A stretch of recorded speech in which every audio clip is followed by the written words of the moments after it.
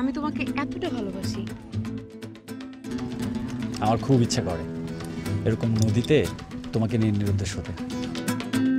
তোর যদি ওর জন্য এতই বেশি মন পড়ে তাহলে তুই জানা ওর গলায় মালা হয়ে তুই ঝুলে পড়।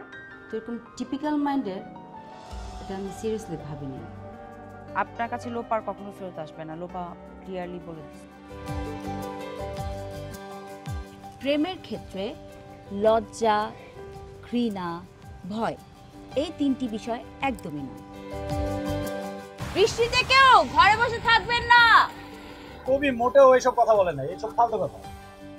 আমি না হয়ে একটা ভুল করে সেটার কি কোনো ক্ষমা হবে না? মানে আমার এখন আর বাঁচতে ইচ্ছা করে না। আশা দিয়া বন্ধু দুঃখ দিয়াছে, তার দোষী নাই আমার।